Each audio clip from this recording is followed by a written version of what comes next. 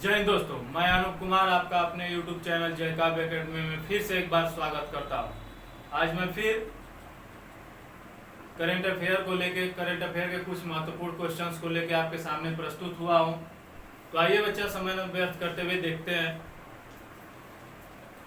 11 सितंबर 2022 की घटनाओं के बारे में। आज देखेंगे कुछ मुख्य घटनाओं के बारे में जानेंगे। जैसे क्या है, पहला है महान तेलुगु अभिनेता कृष्णम राजू का निधन। कृष्णम राजू का निधन ये इसलिए महत्वपूर्ण हो जाते हैं बच्चा कि इन्होंने 180 से ज्यादा फिल्मों में काम किया है। पहले तो 180 से ज्यादा फिल्मों में, और 5 फिल्म फेयर दक्षिण पुरस्कार ये जीत चुके हैं। 5 फिल्म फेयर दक्षिण पुरस्कार जीत चुके हैं और 3 नंदी पुरस्कार जीत चुके हैं, इसलिए यह महत्वपूर्ण हो जाते हैं। और ये अभिनेता के साथ साथ एक प्रसिद्ध लेखक भी थे, जिसमें उनकी 3 पुस्तकें हैं। जीवन तरंगुल है, और दूसरी कृष्णावेणी है, और तीसरा भक्त कनप्पा है। ठीक है बच्चा, आगे आते हैं। देखिए फोर्जिंग मेटल ये बुक का नाम है। Forging metal Nripendra Rao and the पेन्नोर स्टोरी। देखिए ये बुक का नाम है, इस बार तो पेपर में पक्का छपने वाली है। Forging metal Nripendra Rao and the पेन्नोर स्टोरी। इस बुक के लेखक, अभी इसका कल ही विमोचन हुआ है, इसके लेखक पवन सिंह लाल हैं, जो भारतीय मूल के हैं या भारत के ही हैं, मूल के क्या भारत के ही हैं, जिन्होंने फॉर्च्यून पत्रिका में भारतीय संस्करण का क्या किया था, एक लेख दिया था। इसलिए भी जाने जाते हैं फॉर्च्यून पत्रिका में भारतीय संस्करण का लेख दिया था। और इनको सिटी जर्नलिस्ट एक्सीलेंस अवार्ड 2016 से भी सम्मानित किया गया है। ये इंपॉर्टेंट बन जाता है, सिटी जर्नलिस्ट एक्सीलेंस अवार्ड 2016 में किसको, पवन सिंह लाल को। अगला आते हैं, एचपीसीएल ने कारगिल में CSR परियोजना के लिए भारतीय सेना से किया समझौता। अब इस समझौते में बच्चा बात क्या हुई, एचपीसीएल समझ रहे होंगे, हिंदुस्तान है ना, हिंदुस्तान पेट्रोलियम कारपोरेशन लिमिटेड, ये है एचपीसीएल। ठीक है, और कारगिल की जो संस्था है CSR, जो कि मतलब कारगिल के में शहीद हुए बच्चों के लिए क्या करती है, योजना चलाती है। तो उसी के साथ क्या किया है इसने, एचपीसीएल ने समझौता किया है।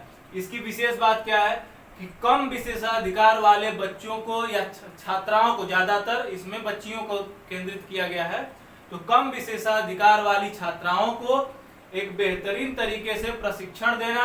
दूसरी पॉइंट बात क्या है, दूसरी है कि कारगिल इग्नाइटेड साइंस के तहत 50 छात्राओं को विभिन्न राष्ट्रीय स्तर पर इंजीनियरिंग और मेडिकल कॉलेजों में प्रवेश दिलवाना, ये इस योजना का लक्ष्य था। अगला है, ऑस्ट्रेलियाई कप्तान एरोन फिंच ने ओडीआई से संन्यास ले लिया। अभी हाल ही में एक खराब फॉर्म से जूझ रहे थे, इसलिए इन्होंने संन्यास ले लिया। इन्होंने बहुत कम ही खेला, 145 ओडीआई खेले हैं, जिसमें as a captain 54 match ODI में रहे हैं। अगला आते हैं, IDF WDS 2022 का उद्घाटन हमारे माननीय श्री PM प्रधानमंत्री नरेंद्र मोदी जी के द्वारा होना है। इसका उद्घाटन किसके द्वारा पूछ सकता है, तो नरेंद्र मोदी जी के द्वारा। ठीक है बच्चा, कि पूछेगा आपके एग्जाम में कि IDF WDS 2022 का उद्घाटन किसके द्वारा किया गया था, तो PM के द्वारा, मतलब नरेंद्र मोदी जी के द्वारा। इसका आयोजन कहाँ किया जा रहा है, तो India expo centre and excellence mart, India expo centre and excellence mart greater Noida में। बहुत इंपॉर्टेंट क्वेश्चन है बच्चा। इसमें कितने देश भाग ले रहे हैं, 50 देश, और उसके कितने प्रतिभागी, 1500 प्रतिभागी शामिल है। इसका मतलब IDF का मतलब है इंटरनेशनल डेयरी फेडरेशन,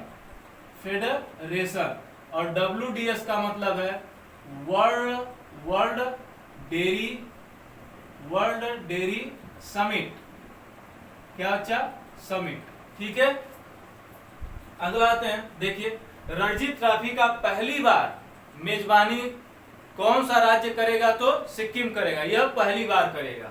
सिक्किम राज्य रणजी ट्रॉफी के अगले संस्करण की मेजबानी पहली बार करेगा। अगला देखते हैं, मास्टर कार्ड ने ली बीसीसीआई के टाइटल स्पॉन्सर के रूप में जगह।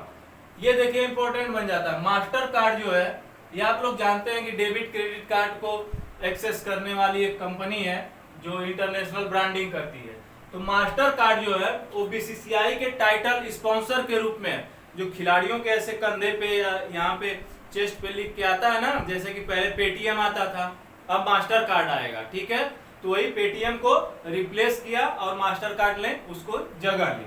अगला देखते हैं, ESAF, ठीक है, ये बैंक का नाम है बच्चा।